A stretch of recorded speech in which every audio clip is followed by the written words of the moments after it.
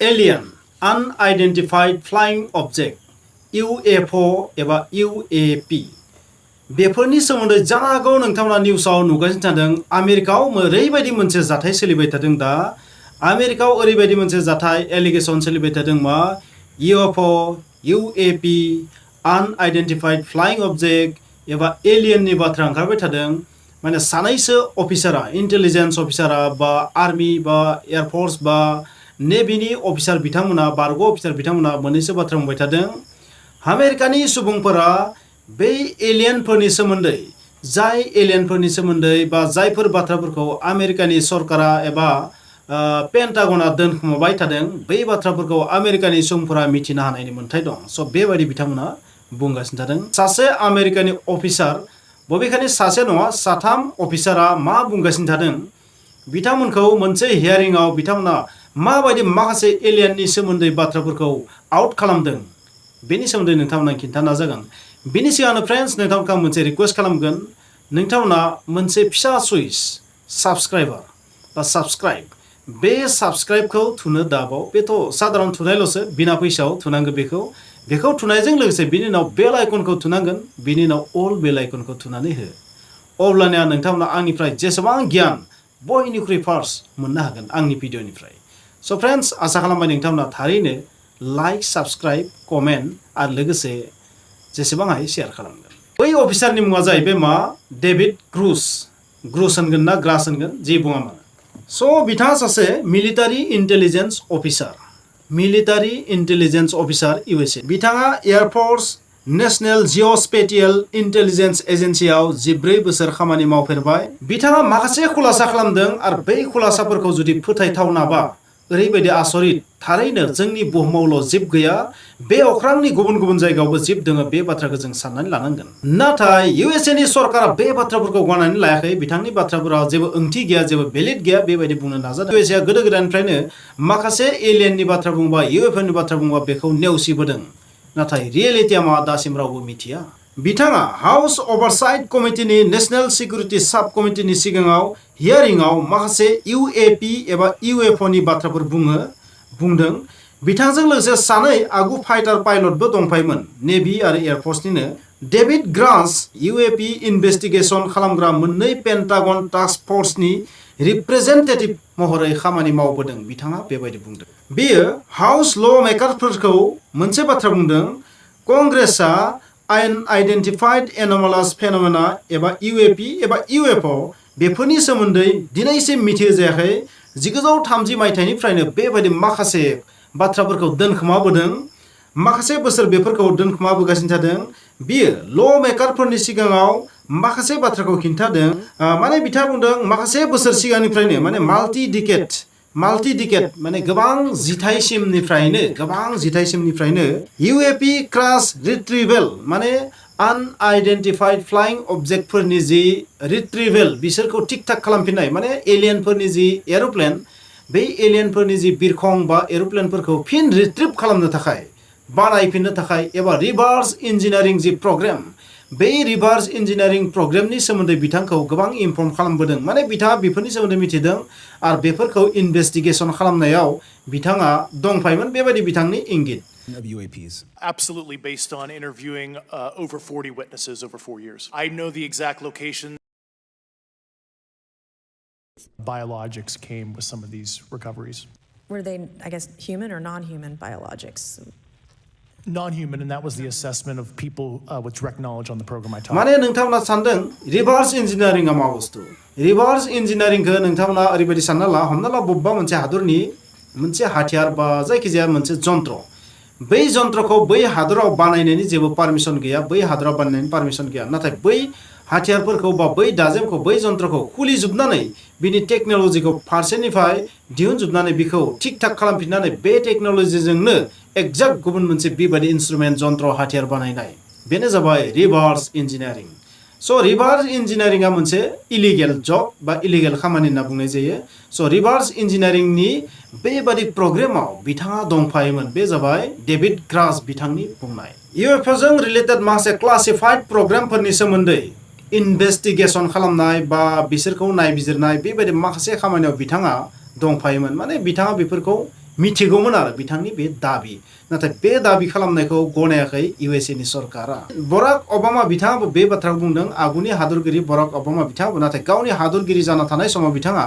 last टाइमाव खनसे इंगित होदोंमोन जोबोर थाबैनो मानसिया एलियनजों लोगो हमनो हागौ नाथाय गावनि सासनकालाव बिथाङा एक्जाक्ट सासनकालाव बेखौ बुङाखैमोन नाथाय जोबहांनाय समाव बिथाङा मोनसे इंगित होदों सासे हादरगिरि सासे एयारफोर्सनि पाइलट नेभिनि पाइलट बेबायदि इन्टेलिजेन्स एजेन्सिनि अफिसारा बुंनाय बाथ्राखौ जोङो नंखाय होननानैबो बुंनो हाया लोगोफोर नोंथांमोना थारैनो कमेन्टआव लिर मा थारैनो बेबायदि एलियन दङना गैमारा नोंथांमोना कमेन्टआव लिरनो दाबाव मा नोंथांमोना बेखौ फोथायो एक्सट्रा टेरेस्ट्रियेल लिभिं बिंस आरोबाव बिथाङा माखासे बाथ्रा बुंबावदों नोंथांमोना आं मोननैसो खिन्थाबावनो नाजागोन बिथाङा मोनसे बाथ्रा बुंदों मा बिथाङा बेफोर बाथ्राफोरखौ पाब्लिक खालामनो नाजादोंमोन नाथाय बिथांखौ पाब्लिक खालामनो स्कप होआखैमोन आरो बिथांखौ गाज्रि बेबहारबो खालामनाय जादोंमोन आरो बिथांखौ हुमखि होनाय जादोंमोन जुदि बेबादि खालामबा बिनि लाइफआबो डेस्ट्रय जानो हागौ बा जोबनो हागौ बा बेबायदि गुबुन गुबुन रोखोमनि बिथांखौ ओरैबायदि माने बुंदोंमोन जायखौ माने बिथाङा पाब्लिश जुदि खालामोबा बिथांनि जिउआ जोबनोबो हागौ दाबो स' बिथाङा थेवब्लाबो गियाखैमोन गावनि साहसखौ दिन्थिनानै बेबायदि बिथाङा आमेरिकान कंग्रेसनि सिगाङाव बेबायदि बाथ्राफोरखौ खुलासा खालामदों आरोबाव बिथाङा मोनसे बाथ्रा बुंबावदों नन हिउमेन एयारक्राफ्टनि डाइरेक्ट नलेज थानाय सुबुंफोरखौबो बिथाङा इन्टारभिउ लादोंमोन स' अद्भुत नन हिउमेन एयारक्राफ्टनि नलेज थानाय सुबुंफोरखौ बिथाङा इन्टारभिउ लादोंमोन नन हिउमेन एयारक्राफ्ट माने मा होननाय जाखो बेनि ओंथिया जाहैबाय नोंथांमोना सानदों नामा मोसा मैदेर मोसौफोरनि एयारक्राफ्ट न' बुहुमाव एयारक्राफ्टखौ अनलि मानसियाल'सो बानायनाय स' नन हिउमेन एयारक्राफ्ट जुदि बेबायदि जानांगौब्ला थारैनो बेयो जोंनि मानसिजों बानायजानाय नङा बा मानसिया जेसेबां टेक्न'लजि डेभेलप खालामदों दिनैसिम बे टेक्न'लजिजों बानायजानाय नङा जानो हागौ बे मानसिजोंनो बानायनाय नाथाय बेनि टेक्न'लजिया जागोन एलियनफोरनि टेक्न'लजि बा गुबुन ग्रहनि जिबफोरनि टेक्न'लजि जागोन स' बेबायदि बिथाङा बुंनो नाजादों आरो बिथाङा मोनसे बाथ्रा बुंदों बाय'लजिक्स डेट मिन्स माखासे बेबायदि एलियननि एयारक्राफ्टफोरा बुहुमाव फैनानै क्रेश जानायाव बैफोराव माखासे बेबायदि एलियननि बडि मोननाय जादों गोथांबो जानो हागौ गोथैबो जानो हागौ आरो बैफोरखौ ओरैबायदि प्रिजार्भ खालामनानै दोनदों बेखौ दिनैसिम खुलासा खालामाखै USA नि सरकारा आरो बेयो जोबोर टप सिक्रेट बेनि अनगायैबो बिथाङा गोबां बाथ्रा बुंदों नोंथांमोना गासैबो खिन्थाजोबा आरो बिथांखौ हियारिंआव जाबायदि सोंदों माने आमेरिकानि कंग्रेसआबो जानो हागौ लासै लासै बे बाथ्राफोरखौ लानानै मोगथाङाव लाबोनो थाखाय सरकारखौ प्रेसारबो होनो हागौ माने थोंजोङै बिथाङा बुंनाय गैया बेनो आमेरिकाया माखासे एलियनफोरनि बडिखौ गोथै बडिबो जानो हागौ गोथां बडिबो जानो हागौ बेफोरखौ दोनखोमादों अद्भुत बाथ्रा बे बेसेबां सैथो बेखौथ' समाजआ खिन्थागोन स' नोंथांमोना एलियननि सायाव जुदि फोथायबा थारैनो कमेन्टआव लिर मा बेबायदि खालाममारदों आमेरिकाया फ्रेन्ड्स बे हियारिंआव डेभिड ग्रासआ दङ बेवहाय आरोबाव सानै अफिसारफोरा दंबायमोन सासेनि मुङा जाहैबाय डेभिड फेबर आरो सासेनि मुङा रियान ग्रेप्सआ जाबाय फर्मार नेभि पाइलट आगु नेभिनि पाइलट बिथाङाबो बिथाङाबो मोनसे बाथ्रा बुंदों जोबोर गिदिर बेसाद बिथाङाबो बेबायदि नुदोंमोन जेब्ला फाइटारखौ सालायदोंमोन एयारक्राफ्टखौ सालायदोंमोन बे जि भिडिअ बिथाङा नुनाय बे भिडिअखौ टिकटेक भिडिअ होननानै मिथिनाय जायो टिकटक नङा दे टिकटेक भिडिअ होननानै बुङो बेखौ स' नोंथांमोना इउटिउबाव जुदि टिकटेक भिडिअ होनना सार्च खालामो अब्लानो नुगोन स' बे टिकटेक भिडिअ होननानै मुंदांखा जानाय बे भिडिअखौ नुनाय सुबुङा जाबाय बेनो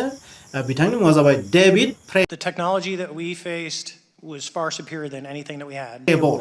आरो बे भिडिअखौ बिथाङा रेकर्ड खालामदोंमोन माब्ला जेब्ला 2004 मायथाइयाव केलिफर्निया कोस्ट लाइनआव बिथाङा फ्लाइट अफ खालामदोंमोन बै फ्लाइट अफनि समाव बिथाङा बेखौ नुनो मोन्दोंमोन आरो बे भिडिअआ टिकटेक भिडिअ होननानै मुंदांखा रियान ग्रेप्स बिथाङाबो 2014 मायथाइयाव बेबायदि मोनसे एनकाउन्टार जादोंमोन बेबायदि नुनो मोन्दोंमोन बिथांमोना माखासे बेबायदि दलिल होदों नाथाय बे बाथ्राफोरा बेसेबां सैथो बेखौथ'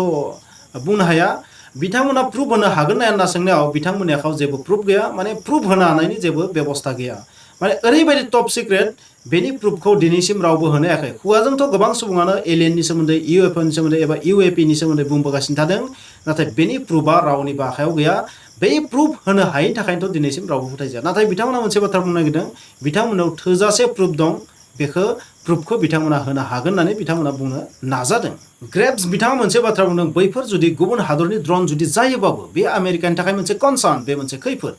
एबा बे जुदि आनआइडेन्टिफाइड फ्लाइं अबजेक्ट जुदि जायोबाबो बे आमेरिकानि थाखायबो मोनसे खैफोद स' मोननैबो बिथिङाव बेयो आमेरिकानि थाखाय खैफोद बेनिखायनो आमेरिकानि सुबुंफोरा बेखौ मिथिनो हानायनि मोन्थाय दङ स' बेखौ बेनिखायनो आमेरिकानि सरकारा खुलासा खालामनांगौ बे बाथ्राखौ दोनखोमानो नाङा बिथां साथामनि दलिल बियो बबेखानि ग्रेप्सनिल' दलिल नङा बिथां साथाम अफिसार बे बाथ्राखौ बुंदों बारग' अफिसार साथामा बे बाथ्राखौ बुंदों जे आमेरिकानि मानसिफोरा बेखौ थारैनो मिथिनांगोन मानोना नोंथांमोना जुदि गुगोलाव सार्च खालामबा UFO साइटिं UFO साइटिंआ बबे जायगायाव बयनिख्रुइ बांसिन नोंथांमोना नुगोन मेप हिसाबै जुदि नायोबा नोंथांमोना नुगोन बयनिख्रुइ बांसिन UFO साइटिंआ जायो इउनाइटेड स्टेट्स अफ आमेरिकायाव नो डाउट बुहुमनि गासैबो जायगायावनो UFO साइटिं जायो 1930 मायथाइनिफ्राय दिनैसिम जुदि